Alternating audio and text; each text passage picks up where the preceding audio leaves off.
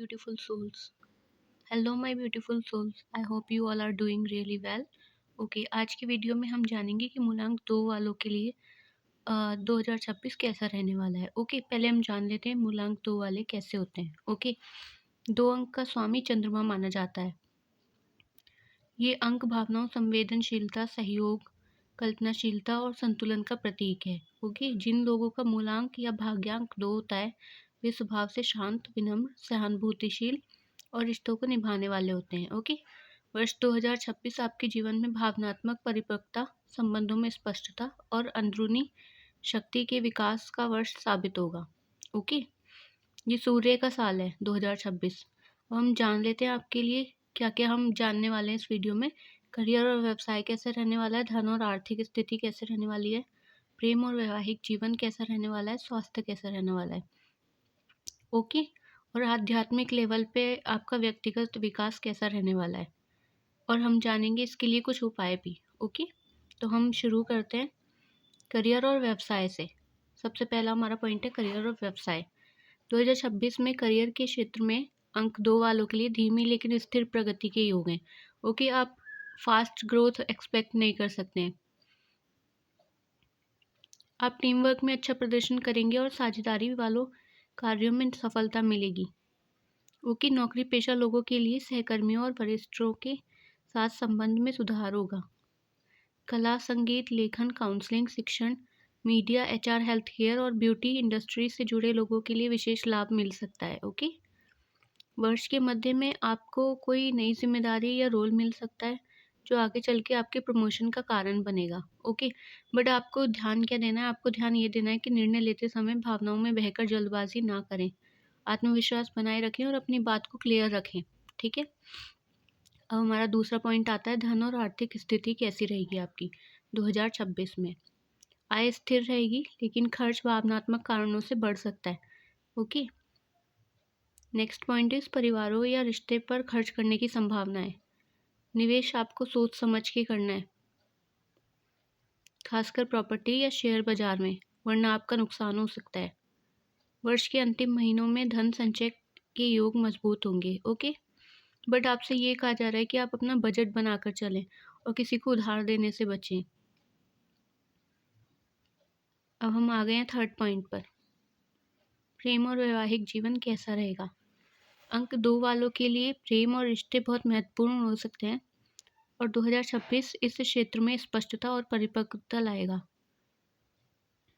जानते हैं अविवाहित लोगों के लिए कैसा रहने वाला है ये महीना। ओके अविवाहित लोगों को भावनात्मक रूप से जुड़ा हुआ साथी मिल सकता है। पहले से चल रहे रिश्तों में गलतफहमियां दूर होंगी और अगर आप विवाहित हैं तो आपके जीवन में संवाद बढ़ेगा, लेकिन चुप्पी या मन में बात दबाने से बचें आप। ओके वरना आपको नुकसान हो सकता है, आपके रिश्ते भी खराब हो सकते हैं।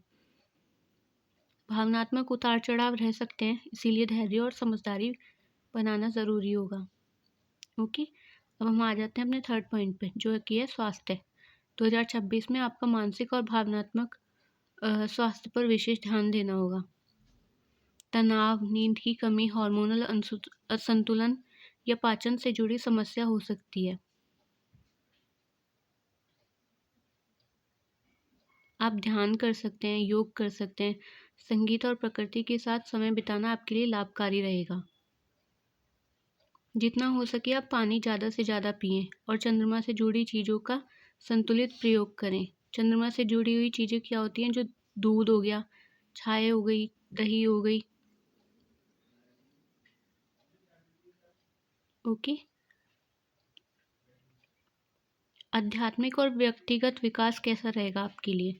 2026 अंक वालों के लिए आत्मखोज का वर्ष है। ओके आप अपने अंदर की शक्ति को पहचानेंगे। ध्यान, मंत्र जाप और आध्यात्मिक साहित्य में रुचि बढ़ेगी।